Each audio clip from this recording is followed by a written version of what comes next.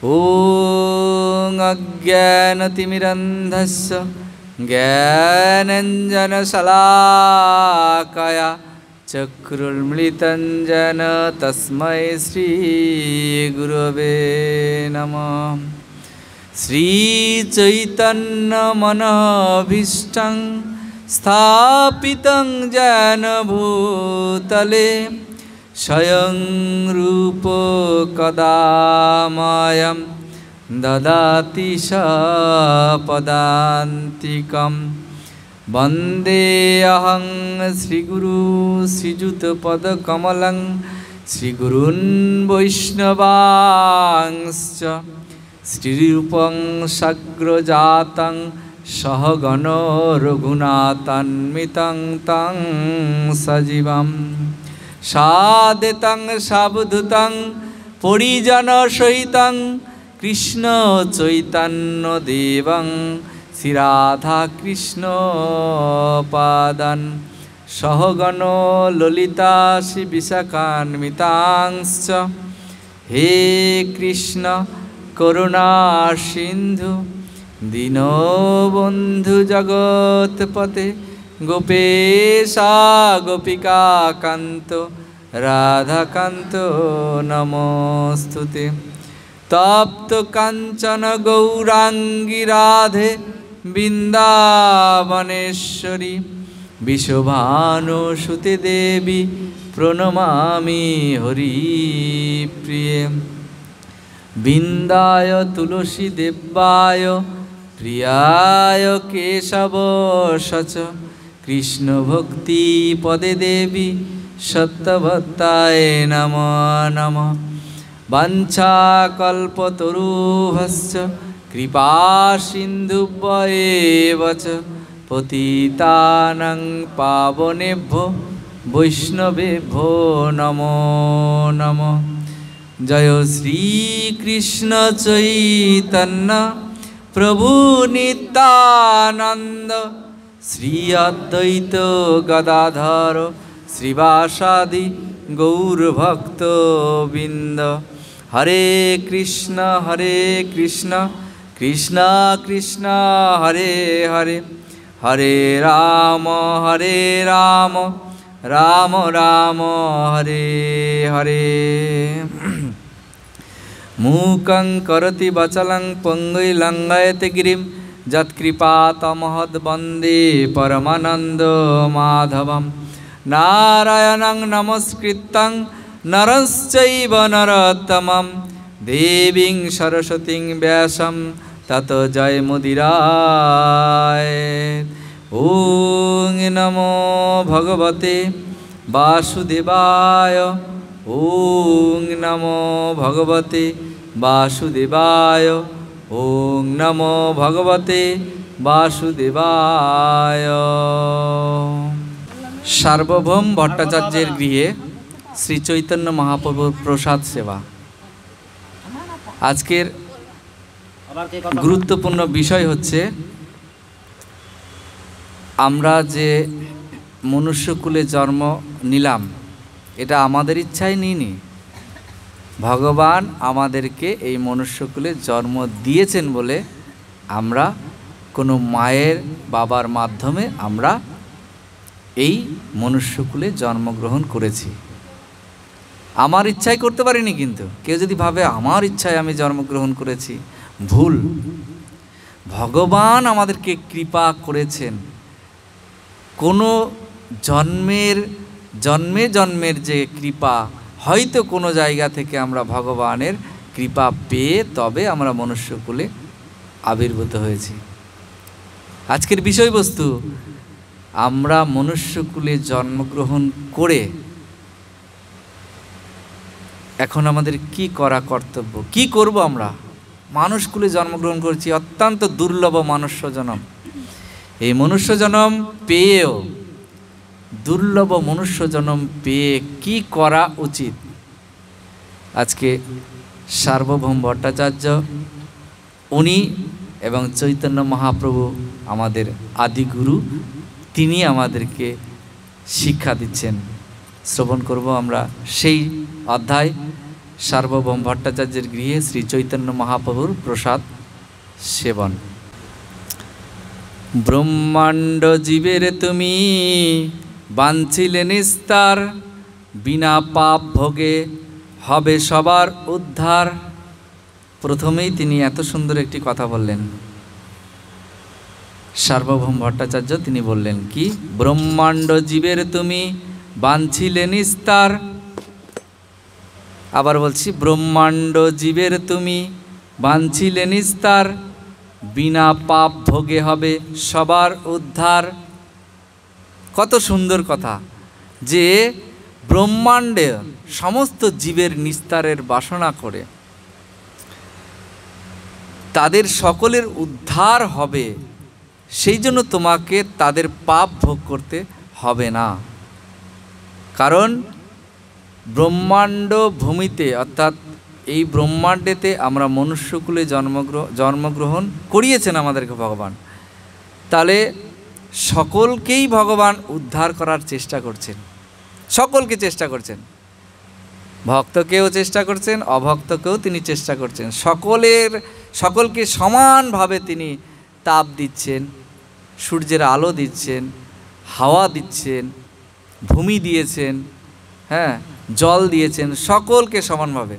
যে এক অত্যন্ত পাপী ব্যক্তি তাকেও জল, মাটি, হাওয়া, হ্যাঁ আগুন সব কিছু দিয়েছে, আবার যিনি ভক্ত ভগবানের তাদেরকেও দিয়েছেন। তাহলে ভক্ত হয়ে কী লাভ? যদি অভক্ত হয়ে সব কিছু পায় তাহলে ভক্ত হয়ে কী লাভ, তাই না? ভগবানের ভক্ত হয়ে কী লাভ? তাহলে ভক্তও মারা যাবে, অভক্তও মারা যাবে। লাভটা হচ্ছে এটাই। কী লাভ? একটা বিড়াল যখন ইঁদুর ধরে, সেই ইঁদুরটাকে যখন ধরে সে ছো মেরে গলায় পা দিয়ে খাপলা দিয়ে ধরে তারপরে ইঁদুর ছানাকে মারে বিড়াল, তাই তো?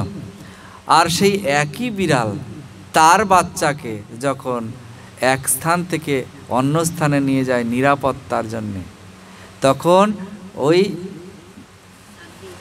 ওইভাবেই ধরছে, কিন্তু খুব আলতোভাবে ধরছে যাতে কোনো কষ্ট না পায়। কাকে? বাচ্চাকে ধরছে যেন কষ্ট না পায়, এক জায়গা থেকে আরেক জায়গায় নিয়ে যাচ্ছে। আমাদের পরিস্থিতিটাও সেরকম।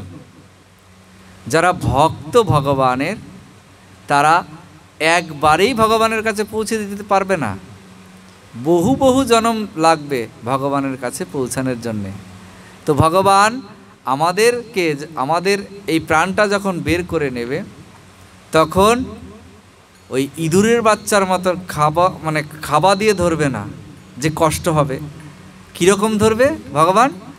নিজের বাচ্চাকে যেরকম বিড়াল আস্তে করে ধরে নিয়ে অন্য আরেক জায়গায় নিরাপদ স্থানে নিয়ে যায়, আমাদের মৃত্যুর পর আমাদের আত্মাটাকে আবার নতুন জায়গা যখন দেবে, ভক্ত ঘরে আমাদেরকে জন্মগ্রহণ করাবে। নিতাই গৌর হরিবল হরিবল হরিবল। তো এইভাবে ভক্ত হলে লাভ হচ্ছে এটাই, যে মৃত্যুর সময় আমি যন্ত্রণা পাবো না। আর অভক্ত হলে সেও মারা যাবে, আবার ভক্ত সেও মারা যাবে, মরতে হবেই। এই জগতে এসে, এই মরজগতে এসে মরতে হবে, কিন্তু মরতে জানতে হবে কিভাবে মরলে আমি কষ্ট পাবো না, আর কিভাবে মরলে আমি কষ্ট পাব। তো তাই মৃত্যুটা হবে যে সেটা সম্পর্কে জানতে ভক্ত সঙ্গ করা এবং ভক্ত হওয়া, ভগবানের লীলাকথা শ্রবণ করা। আর অভক্তরা কি করে না, এই হরিবাসর দেখলেই তাদের জ্বালা উঠে যায়, জ্বালা যন্ত্রণা উঠে যায় বুকের মধ্যে। এত লোক নিয়ে ওরা কি সব আলোচনা করে। হ্যাঁ, ভগবান আমাদেরকে দাপর যুগে গীতা দান করলেন, গীতাতে বললেন তোমরা এইভাবে চলো, তোমরা আমার ভক্ত হও, আমার দায়িত্ব আমি আমার সেই ধামে নিয়ে যাব। 5000 বছর হয়ে গেল, আমরা সেটা বুঝতে পারলাম না, আমরা সেটা চিন্তাও করলাম না। সেই দাপর যুগের ভগবান শ্রীকৃষ্ণ তিনি আবার কলিযুগে আসলেন। সেই কৃষ্ণই আমাদের কাছে আসলেন, ভক্ত সেজে তিনি আসলেন। যে আমার সেই গীতা তো কেউ শ্রবণ করলো না, গীতা তো কেউ পড়লো না, গীতার আইন মানলো না, তাহলে কি করতে হবে? নিজে যেতে হবে আমাকে, নিজে গিয়ে আমি ভক্ত সেজে আমি আমার যে ভক্ত তাদেরকে শিক্ষা দান করব। তাই তিনি, অর্থাৎ রাধা আর কৃষ্ণ কিন্তু আলাদা নন। রাধা হচ্ছে কৃষ্ণের বাম অঙ্গ থেকে সৃষ্টি হয়েছে, একই অঙ্গ তারা দুজনাই, কিন্তু দুটো দেহ ধারণ করেছে দাপর যুগে। কলিযুগে এসে আবার দুজনা মিলিত হয়ে এলেন। একই অঙ্গ তো, আলাদা নন তারা, একই অঙ্গ মিলিত হয়ে কলিযুগে আবার এলেন চৈতন্য মহাপ্রভু রূপে। রাধার অঙ্গ কান্তি নিয়ে এলেন, ভেতরে কৃষ্ণ ভাব, বাইরে হচ্ছে রাধা অঙ্গকান্তি। অঙ্গকান্তি মানে রাধার অঙ্গের যে কান্তি। রাধার অঙ্গকান্তি কেমন? তপ্ত কাঞ্চনের মতো, তপ্ত কাঞ্চন, ঠিক আছে, কাঁচা সোনা, কাঁচা সোনার মতো রাধা অত্যন্ত সুন্দরী। তো সেই তপ্ত কাঞ্চন গৌর রূপ গৌরাঙ্গ মহাপ্রভু তিনি আমাদেরকে শিক্ষা দেওয়ার জন্যে শ্রীকৃষ্ণ তিনি গৌর রূপ ধরে আমাদের এই পৃথিবীতে এলেন, এসে আমাদেরকে শিক্ষা দেওয়ার চেষ্টা করলেন। যারা এই শিক্ষা গ্রহণ করবেন তারা পৌঁছাবেন গোলক বৃন্দাবনে। যারা এই শিক্ষাকে অবমাননা করবেন, যারা ভক্তদেরকে অবমাননা করবেন, ভক্তদেরকে উদ্বেগ প্রদান করবেন, ভক্তদেরকে জ্বালা যন্ত্রণা দেবেন, তাদের কি অবস্থা হবে শুনি তাহলে ভগবান কি বলছেন। তুমি যার হিত বাঞ্ছ সেই হইল বৈষ্ণব, বৈষ্ণবের পাপ কৃষ্ণ দূর করে সব। খুব ধীরে ধীরে বলছি, শ্রবণ করুন। তুমি যার হিত বাঞ্ছ সে হইল বৈষ্ণব। ভগবান অত্যন্ত হিত করেন, হিত মানে ভালো করেন, সকলের ভালো করেন, আর যিনি এই ভালোটা নিতে পারেন তিনি হচ্ছেন বৈষ্ণব। বৈষ্ণবের পাপ কৃষ্ণ দূর করে সব। ভগবান শ্রীকৃষ্ণ বৈষ্ণবের পাপ সমস্ত কিছু দূর করেন। তাহলে প্রশ্ন আসতে পারে, আচ্ছা এখানে কি সবাই বৈষ্ণব? বৈষ্ণব চিনব কি করে? ভগবান শ্রীকৃষ্ণ চৈতন্য মহাপ্রভু বললেন যে যিনি আমার নাম গ্রহণ করেন, একবার হলেও আমার নাম গ্রহণ করেন, তিনিই হচ্ছে বৈষ্ণব। কিন্তু বৈষ্ণবের আবার ভাগ আছে। তাহলে প্রশ্ন থেকে উত্তর পাওয়া যায়, আমরা এখানে একবার হরিনাম প্রত্যেক দিনই করি, তাই না? তাহলে বৈষ্ণব হ্যাঁ কি না? শাস্ত্র কি বলছে? বৈষ্ণবের পাপ কৃষ্ণ দূর করে। বৈষ্ণব কারা? যারা একবার হলেও দিনে ভগবানের নাম গ্রহণ করে, হরিনাম সংকীর্তন করে। কি কোন হরিনাম বলুন? হরে কৃষ্ণ কৃষ্ণ কৃষ্ণ হরে হরে, হরে রাম রাম রাম হরে হরে। আপনারা সকলেই নেন। তাহলে আপনারা সবাই এখানে বৈষ্ণব, ভগবানের লীলা কথা শ্রবণ করছেন, সকলেই বৈষ্ণব। তাহলে বৈষ্ণবের আচরণ বুঝে তার পদ, যে যেমন আচরণ করবে তিনি তত পদ পাবে। নিতাই গৌর হরি বল। বৈষ্ণবের পদ আবার তিনটে আছে। একটা হচ্ছে কনিষ্ঠ বৈষ্ণব, একটা হচ্ছে মধ্যম বৈষ্ণব, একটা হচ্ছে উত্তম বৈষ্ণব। তো তার ভজন সাধন অনুযায়ী তিনি উত্তম, মধ্যম, কনিষ্ঠ হয়ে থাকবে। বৈষ্ণব অপরাধ থেকে যিনি দূরে থাকবেন তিনি উত্তম বৈষ্ণবে পরিণত হবেন আস্তে আস্তে। আর যিনি বৈষ্ণব অপরাধ করবেন তিনি ওই কনিষ্ঠ থেকে আরও নিকৃষ্ট দিকে তিনি চলে যাবেন। তাহলে ভাবুন, আমি কিচ্ছু করছি না, আমি হরিনাম করছি, সারাদিন আমি হরিনাম করি, তথাপি আমি উঠতে পারবো না যতক্ষণ পর্যন্ত আমি বৈষ্ণব নিন্দা বর্জন না করব। যেহেতু এখানে সকলে বৈষ্ণব, কেউ কারোর খারাপ কিছু আলোচনা করবেন না। যদি করেন বৈষ্ণব অপরাধ হয়ে গেল, জীবনে উঠতে পারবো না বৈষ্ণব অপরাধ করলে। তাই ভগবানের কথা মেনে চলতে হবে, বৈষ্ণব অপরাধ থেকে দূরে থাকতে হবে। বৈষ্ণবকে দেখে কখনো তাচ্ছিল্য করা যাবে না, বৈষ্ণবের দেখে বা না দেখে তার সম্বন্ধে কোনো উচ্চবাচ্য কথা বলা যাবে না। কারণ বৈষ্ণব হচ্ছে ভগবানের অতি প্রিয়। ভগবান এসে বৈষ্ণবের হৃদয়ে বিশ্রাম করেন। তাহলে ভগবান যদি বিশ্রাম করেন বৈষ্ণবের হৃদয়ে, সেই বৈষ্ণবকে যদি আমরা নিন্দা করি, যে কোনো প্রকারে হতে পারে নিন্দা, যদি আমি নিন্দা করি তাহলে কিন্তু অত্যন্ত ভয়ানক পরিস্থিতি আসছে। তোমার ইচ্ছা মাত্রে হবে ব্রহ্মাণ্ড মোচন, সর্বমুক্ত করিতে কৃষ্ণের নাহি কিছু শ্রম। তার এক ফল পড়ি যদি নষ্ট হয়, তথাপি বৃক্ষ নাহি জানে নিজ অপচয়। বলছে বৈষ্ণবকে যদি কেউ অপমান করে, বৈষ্ণবকে কেউ যদি নিন্দা করে, তাহলে তার মতো পাপিষ্ঠ আর এই জগতে নেই। এই জগতে বৈষ্ণব নিন্দা যিনি করেন তার মতন আর পাপিষ্ঠ নেই। তার যে কোথায় জন্ম হবে পরবর্তী জীবনে, দেখুন মনুষ্য জন্ম আমরা পেয়েছি, এটাকে অবশ্যই কিন্তু কাজে লাগাতে হবে। আর কাজে না লাগিয়ে আমরা যদি অকাজে লাগাই, তাহলে কোথায় যে আমাদেরকে ফেলবে। নরক যন্ত্রণা তো ভোগ করতেই হবে। আবার মনুষ্য হয়ে যদি আমি আসি 84 লক্ষ জনিকে ভ্রমণ করে, তাহলে সেই নরক যন্ত্রণা কিন্তু আমার এই জন্মেও ভোগ করতে হবে।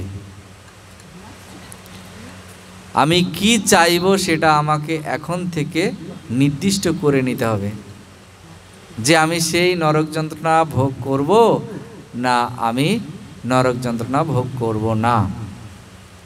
না করতে গেলে আমাকে কি করতে হবে, আর করতে গেলে আমাকে কি করতে হবে, সবটাই শাস্ত্রে বলা আছে। তাহলে প্রশ্ন আসতে পারে, ভক্তের সংখ্যা ব্রহ্মাণ্ডে বেশি না অভক্তের সংখ্যা বেশি? আমরা কিন্তু কলিযুগে দেখতে পাচ্ছি, কলিযুগে ভক্তের সংখ্যা হচ্ছে 30%, অর্থাৎ 100 ভাগ যদি করা হয় 30 ভাগ হচ্ছে ভক্ত, আর অভক্ত হচ্ছে 70%। 70 জন 100 জনের মধ্যে অভক্ত, আর 30 জন হচ্ছে ভক্ত। তাহলে কি ভক্ত সংখ্যা বেশি না অভক্ত সংখ্যা বেশি? প্রশ্ন আসতে পারে না? বলুন তো, ভক্ত সংখ্যা বেশি না অভক্ত সংখ্যা বেশি? জড়জগতের হিসাবে বোঝা যাচ্ছে যে অভক্ত সংখ্যা বেশি, তাই না? কিন্তু না, টোটাল যে ব্রহ্মাণ্ড, 14টা ভুবন নিয়ে একটা ব্রহ্মাণ্ড, এই 14 ভুবনের মধ্যে ভক্ত সংখ্যা বেশি। নিতাই গৌর হরিবল। স্বর্গে যারা আছেন, সপ্ততল রয়েছে স্বর্গের, একবারে ব্রহ্মলোক পর্যন্ত সবাই কিন্তু ভক্ত। আবার এই নিচের দিকে রয়েছে আরও 7টি তল, তাই না? অতল, বিতল, সুতল, তলাতল, মহাতল, রসাতল বলি না আমরা, কোনো কিছু হইলে রসাতল, তারপরে হচ্ছে পাতাল। তাহলে এই সপ্ত আবরণের মধ্যেও কিন্তু ভক্তরা আছে, আবার অভক্তরাও আছে। তাহলে এই ব্রহ্মাণ্ডেতে ভক্তের সংখ্যা বেশি, কারণ স্বর্গলোকে যারা আছে, স্বর্গলোক আরও যে 7টি লোক, অর্থাৎ ভূলোক, ভুবলোক, সত্যলোক, জনলোক, তপলোক, মহলোক, ব্রহ্মলোক। তাহলে এই লোকগুলোতে যারা বাস করছে তারা সবাই কিন্তু ভগবানের ভক্ত। দেবতারা বাঞ্ছা করে ভক্ত, অর্থাৎ দেবতারা বাঞ্ছা করে যে আমরা এই পৃথিবী লোকে এসে ভগবানের ভজন সাধন করব। দেবতারা পর্যন্ত বাঞ্ছা করে, আর আমরা মানুষ হয়ে কিন্তু সেটাকে বুঝতে পারছি না। তাহলে আমাদেরকে এটা বুঝতে হবে যে ভগবানের ভজন সাধন করা আমাদের এখন কর্তব্য। এর থেকে যদি আমরা পিছিয়ে আসি তাহলে কিন্তু আমরা পিছিয়ে পড়ব। কোন জনি আমরা যে পরবর্তীকালে পাবো সেটা কিন্তু আমরা এখন বলতে পারছি না, কারণ ভগবানের হাতে সেটা। ঠিক আছে, আমার কর্মফল আমাকে বলে দেবে কোন জনিতে আমি যাব। ঠিক আছে,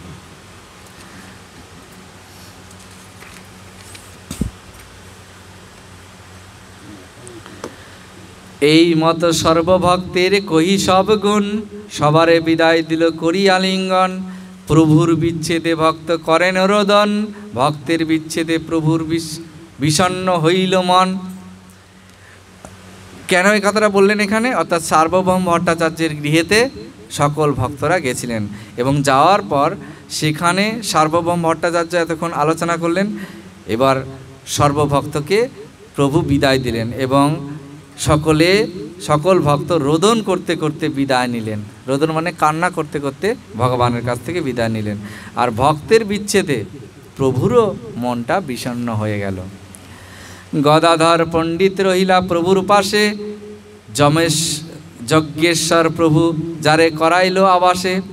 পুরী গোসাই জগদানন্দ স্বরূপ দামোদর, দামোদর পণ্ডিত আর গোবিন্দ কাশীশ্বর, এইসব সঙ্গে প্রভু বৈশে নীলাচলে, জগন্নাথ দর্শন নিত্য করে প্রাতকালে।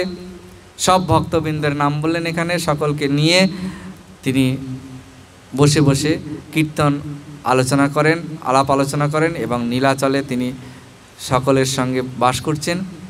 আর জগন্নাথ দর্শন প্রতিদিন তিনি জগন্নাথ দর্শন করেন।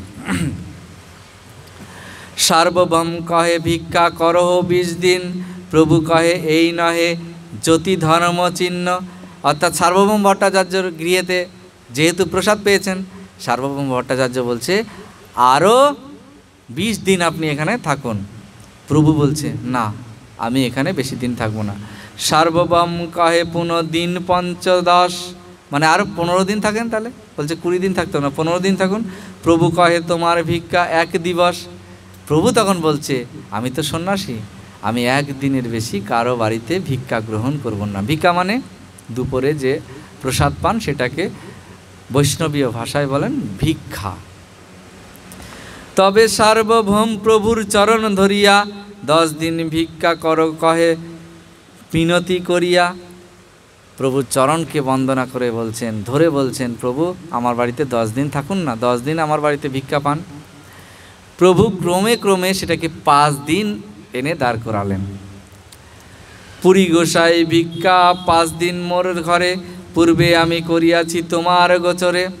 অর্থাৎ 5 দিন করে সকলের গৃহে থাকবেন, এটা তিনি বললেন প্রভু। ভট্টাচার্যের গৃহে সব দ্রব্য আছে ভরি, যে বা শাক সবজি আনাইল আহারি। সার্বভৌম ভট্টাচার্য সমস্ত কিছু শাক সবজি ফলমূল সব কিছু নিয়ে এলেন।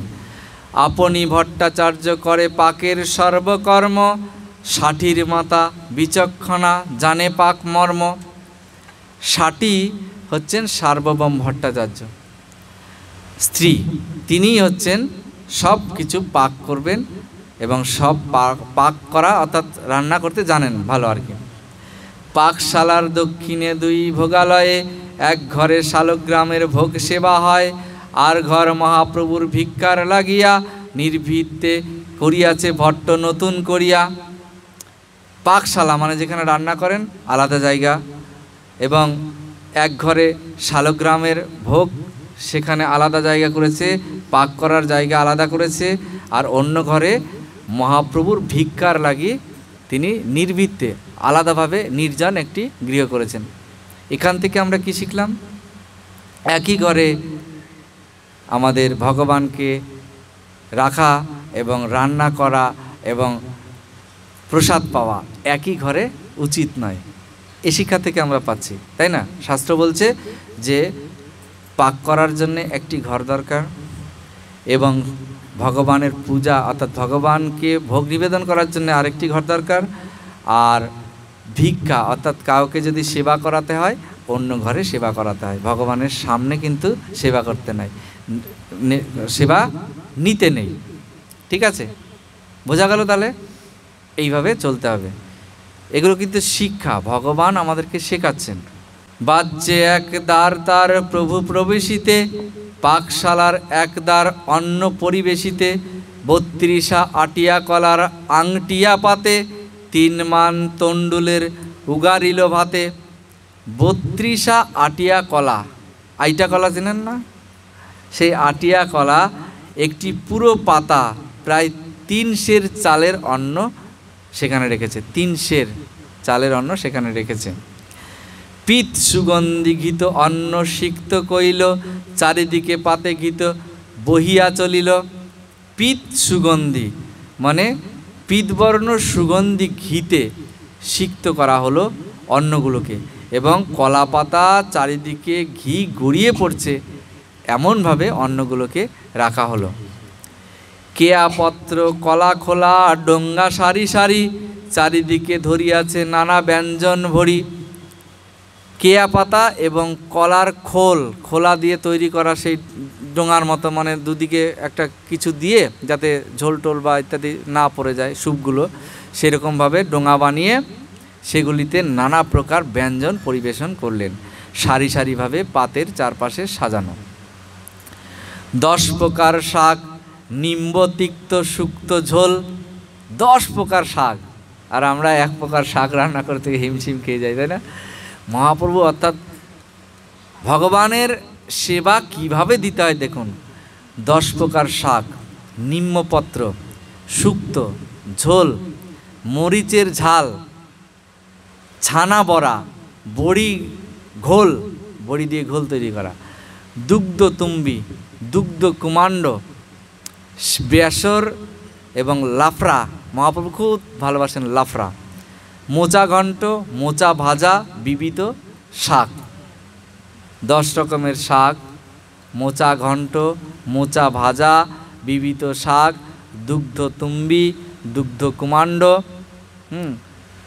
দুগ্ধ তুম্বি মানে দুধে পাক করা লাউ, আর দুগ্ধ কুমাণ্ড মানে দুধে পাক করা কুমড়ো।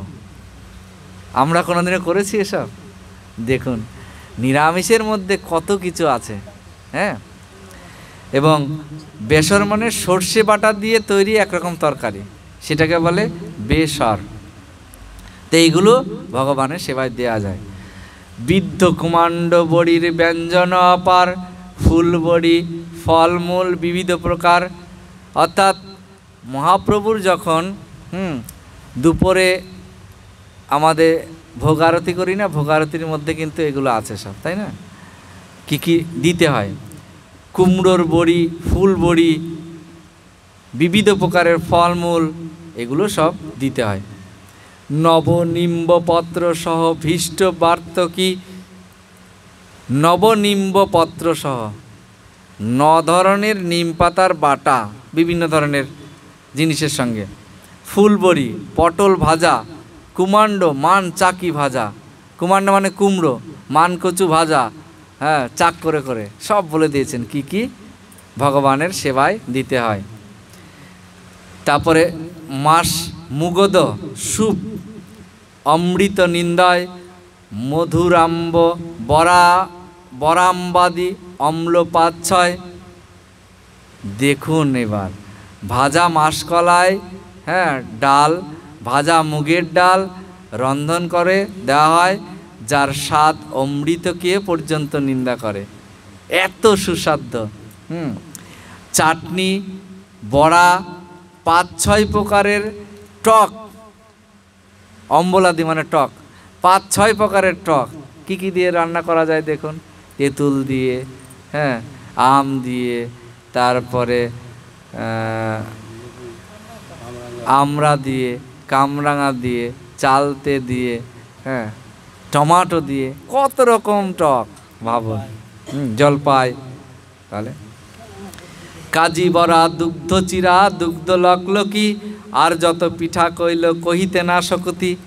আরও প্রচুর পিঠে পালি, হ্যাঁ, সেগুলো আর শক্তি নেই বলার কৃষ্ণদাস কবিরাজের। ঘিত সিক্ত পরমান্ন, পরমান্ন ঘিতে সিক্ত, মৃৎকুণ্ডিকা ভরি, চাপা কলা ঘন দুধ, আম্র তাহা ধরি। ঘিতে সিক্ত করা পরমান্ন একটি পাত্রে দেওয়া হলো, চাপা কলা দেওয়া হলো, ঘন দুধ দেওয়া হলো, আম মেশানো, ওর মধ্যে আম মেশানো হলো। রসালা মথির দধি সন্দেশ অপার, গৌরে উৎকলে যত ভক্তেরও প্রকার। মানে গৌরবঙ্গের আর এই উৎকলবঙ্গের, গৌরবঙ্গের ভক্তেরা কিন্তু প্রচুর পরিমাণে এই রকম জিনিসপত্র তৈরি করতে পারে। আর সেটা, হ্যাঁ, সেটা গৌরবঙ্গের কথা বলেছে, কারণ এই গৌরবঙ্গ আমাদের এই পূর্ববঙ্গের লোকেরা প্রচুর পরিমাণে নিরামিষের, হ্যাঁ, পদ তৈরি করতে পারে। শ্রদ্ধা করি ভট্টাচার্য সব করাইল, শুদ্ধ পিঠা পরি সূক্ষ্ম বসন পাতিল। দুই পাশে সুগন্ধি শীতল জলঝারি, অন্ন ব্যঞ্জনা পরি দিল তুলসী মঞ্জরি। সব কিছুর মধ্যে একটি একটি করে তুলসী মঞ্জরি দিল। যত কিছু পদ আছে সব কিছুর মধ্যে তুলসী মঞ্জরি দিতে হয়। অমৃত গুটিকা পিঠা পানা আনাইল, জগন্নাথ প্রসাদ সব পৃথক ধরিল। আর জগন্নাথকে পৃথক পৃথকভাবে প্রসাদকে দেওয়া হলো।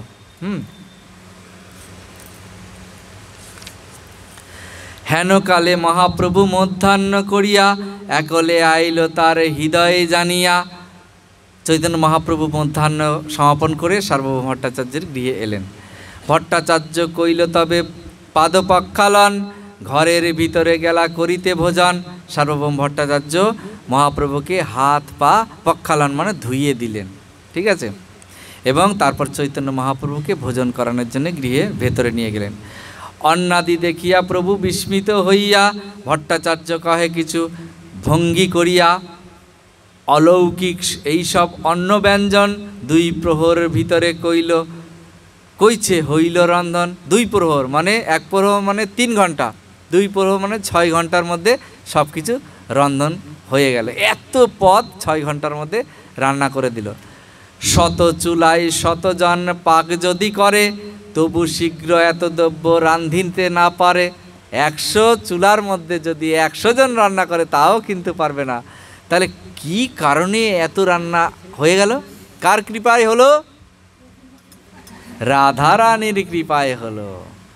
জয় জয় শ্রী রাধারানী কি, জয় জয় শ্রী রাধারানী কি, জয় জয় শ্রী রাধারানী কি। রাধারানী রান্না করার আগে রাধারানীকে স্মরণ করে আপনারা রান্না করবেন, তাহলে যে সময়টা 6 ঘন্টা লাগতো সেটা অর্ধেক সময় হয়ে যাবে। রাধারানী রান্না করবেন, আপনি উপলক্ষ মাত্র, তাই না? কৃষ্ণের ভোগ লাগাইছে অনুমান করি, ওপরে দেখিয়া তুলসী মঞ্জরি। ভাগ্যবান তুমি সফল তোমার উদ্যোগ, রাধা কৃষ্ণ লাগাইছ এতা দৃশ্য ভোগ। মহাপ্রভু বলছে তুমি রাধা কৃষ্ণকে এত কিছু ভোগ লাগিয়েছ আর সবার ওপরে তুলসী মঞ্জরি দিয়েছ। মহাপ্রভু অত্যন্ত খুশি হলেন। অম্লের সৌরভ্য বর্ণ অতি মনোরম, রাধা কৃষ্ণ সাক্ষাৎ ইহা করিয়াছেন ভোজন। বলছে রাধা কৃষ্ণ তোমার এই যে অন্ন সাজিয়ে রেখেছো, সব কিছু সাজিয়ে রেখেছো, রাধা কৃষ্ণ জানো সব ভোজন করেছেন। কে বলছেন কথাটা? মহাপ্রভু বলছেন। মহাপ্রভু কে? স্বয়ং রাধা কৃষ্ণ। তিনি আবার বলছেন যে রাধা কৃষ্ণ খুব খুশি হয়েছেন, আনন্দ পেয়েছেন, মানে ভগবান খুব খুশি হয়েছেন। তিনি ভগবান, তিনি বলছেন না আমি ভগবান, আমি খুব খুশি হয়েছি। রাধা কৃষ্ণকে বলছেন যে উনি খুব খুশি হয়েছেন। কৃষ্ণের আসন পিঠ রাখো এ উঠাইয়া, মোরে প্রসাদ দেও ভিন্ন পাত্রেতে করিয়া। শিক্ষা দেখুন, যে পাত্রেতে ভগবানকে ভোগ লাগানো হয় সেই পাত্রেতে অন্য কাউকে কখনো দেবেন না। বলছে ভগবান, বলছে স্বয়ং চৈতন্য মহাপ্রভু বলছে কৃষ্ণের আসন পিঠ রাখো উঠাইয়া। যে সময় ভোগ লাগানো হয়, যে আসনে দাঁড়িয়ে ভোগ নিবেদন করা হয়, সেই আসনে কাউকে বসতে দিতে নেই। আবার যে প্রসাদের থালি, যে ভোগ ভগবানের যে থালাতে দেওয়া হয়, সেই থালাতে করে অন্য কাউকে প্রসাদ সেই থালাতে দেওয়া যাবে না। প্রভু কহে ভালো কইলা শাস্ত্র আজ্ঞা হয়, কৃষ্ণের সকল শেষ ভিত্ত আস্বাদয়। কৃষ্ণের সকল ভিত্ত, ভিত্ত মানে আমরা কি কৃষ্ণের ভিত্ত, আমরা হচ্ছি ভিত্ত, চাকর, কৃষ্ণের চাকর। কৃষ্ণকে সেবা করাই হচ্ছে আমাদের ধর্ম। আমরা হচ্ছি কৃষ্ণের দাস। দাসের কাজ কি? সেবা করা। আর সেবা করা কার কাজ? ভিত্তের কাজ, চাকরের কাজ। বাড়ির যিনি প্রভু তার সেবা করা। তো আমরাও দাস, আমরা ভগবানের দাস। তাহলে আমাদের কি করা কর্তব্য? প্রভুকে সেবা করা দরকার। তাহলে প্রভু হচ্ছেন আমাদের ভগবান শ্রীকৃষ্ণ, তার সেবা করাই হচ্ছে আমাদের কাজ। সেটাই শেখাচ্ছেন। প্রভু কহে ভালো কইলা শাস্ত্র আজ্ঞা হয়, শাস্ত্রে যেটা বলছে সেইভাবে চলো, শাস্ত্রের আজ্ঞা মেনে। হেনকালে অমোঘ ভট্টাচার্যের জামাতা, কুনিল নিন্দক দেহ 60 কন্যার ভর্তা, ভোজন দেখিতে চাহে আসিতে না পারে, লাঠি হাতে ভট্টাচার্য আছেন দুয়ারে। ভট্টাচার্য নিজে ভোজন করাচ্ছেন মহাপ্রভুকে, আর লাঠি হাতে করে দাঁড়িয়ে আছেন বারান্দায়, কেউ যেন না ঢুকতে পারে। ঠিক আছে? বৈষ্ণবরা যখন ঘরে ভোজন করেন তখন সেই ঘরে প্রবেশ করতে নেই। কারণ কখন প্রবেশ করা যায়? বৈষ্ণব যেই স্থানে আছেন, মানে কনিষ্ঠ, তারপরে আছে মধ্যম, উত্তম, যেই রকম পদে আছেন তিনি সেই রকম জায়গাতেই স্থান পাবেন। উত্তম বৈষ্ণবের ঘরে কিন্তু উত্তম বৈষ্ণব পাবেন, মধ্যম বৈষ্ণবের ঘরে মধ্যম বৈষ্ণব পাবেন, কনিষ্ঠ বৈষ্ণবের কাছে কনিষ্ঠ বৈষ্ণব বসার যোগ্যতা। কেউ যদি ভাবে আমি কনিষ্ঠ হয়েও আমি উত্তম বৈষ্ণবের সঙ্গে আমি প্রসাদ পাবো, কারণ তার সেখানে বসা নিষেধ, সেটা এখানে বলছেন। তার জন্যে ভট্টাচার্য মশাই লাঠি নিয়ে দাঁড়িয়ে আছেন যেন ঘরে কেউ না ঢুকতে পারে। কিন্তু ভট্টাচার্যের জামাই তিনি আবার বৈষ্ণব নিন্দুক, তিনি ঢুকবেন বলে চেষ্টা করছেন ঘরে, মহাপ্রভুকে ভোজন করাচ্ছেন। এই বলছে দেহ যদি প্রসাদ দিতে হইল আনমন, অমক আসি অন্ন দেখি করয়ে নিন্দন। অমক মানে ভট্টাচার্যের, সার্বভৌম ভট্টাচার্যের জামাই, তিনি কোন ফাঁকে জানি ঢুকে গেছেন। ঢুকে গিয়ে তিনি বলছেন এই অন্নে তৃপ্ত হয় 10-12 জন, একলা সন্ন্যাসী করে এতক ভোজন। বলছে এই মহাপ্রভুকে, এই সন্ন্যাসীকে এত অন্ন দিয়েছে, এ 10-12 জন খেতে পারবে। নিন্দা করছেন। নিন্দা করলে দেখুন কি অবস্থা হয়। এটা বলেই শেষ করবো, হ্যাঁ, বিশ্রাম রাখবো। শুনিতেই ভট্টাচার্য উল্টিয়ে চাইল। ভট্টাচার্য যেই এই কথা শ্রবণ করেছে উল্টিয়ে চাইল, মানে আর্চক করে চাইল। তার অবদান দেখি অমোঘ পলাইল। এই ভট্টাচার্যের চোখ উল্টিয়ে তাকিয়েছে বলে ওই জামাই তিনি বেরিয়ে গেল, দৌড়ে পালালো। ভট্টাচার্য লাঠি লইয়া মারিতে ধাইল, পলাইল অমোঘ তার লাগ না পাইল। দেখুন ভট্টাচার্যের জামাই তিনি অপরাধ করছেন, জানছেন ভট্টাচার্য, তাই তিনি লাঠি নিয়ে জামাইকে তাড়া করছেন, তাকেও কিন্তু ছাড় দিচ্ছেন না। তবে গালি সাব দিতে ভট্টাচার্য আইলা, নিন্দাশনী মহাপ্রভু হাসিতে লাগিলা। ভট্টাচার্য নিন্দা করছেন এবং গালি দিচ্ছেন, আর এটা শুনে মহাপ্রভু হাসছেন। শুনি 60 মাতা শিরে বুকে ঘাত মারে, 60 রান্ডি হোক ইহা বলে বারে বারে। মাতার কি রকম কথা দেখুন, 60 মাথা শিরে বুকে আঘাত করছে, কপালে থাপড়াচ্ছে, হায় হায় হায় হায়, বৈষ্ণব নিন্দা করছে আর বুকে থাপড়াচ্ছে। কে থাপড়াচ্ছে? ওই ভট্টাচার্যের স্ত্রী, ওই ষাঠির মা, মানে মেয়ের মা। আর বলছে 60 রান্ডি হোক, মানে বিধবা হোক। বৈষ্ণব নিন্দা কেউ, দেখুন বাড়ির লোকও পর্যন্ত কিন্তু তিনিও সহ্য করতে পারছেন না, যে বিধবা হোক বলছে। দুহার দুঃখ দেখি প্রভু দুই প্রবেদিয়া, দুহার ইচ্ছাতে ভোজন কইল তুষ্ট হইয়া। দুহার মানে সার্বভৌম ভট্টাচার্য আর স্ত্রীর দুজনেই তিনি কি করলেন? দুজনেই দুঃখ পাচ্ছেন। এটা দেখে মহাপ্রভু তিনি তাড়াতাড়ি করে ভোজন করলেন। আচমন করাইয়া ভট্ট দিল মুখবাস, তুলসী মঞ্জরি লবঙ্গ এলাচি রঙ্গবাস। আচমন করালো ভট্টাচার্য মশাই, আচমন করালো। তাহলে প্রসাদ পাওয়ার পর কি করতে হয়?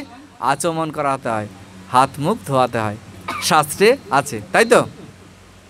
তুলসী মঞ্জরি লবঙ্গ এলাচি এগুলো দিল।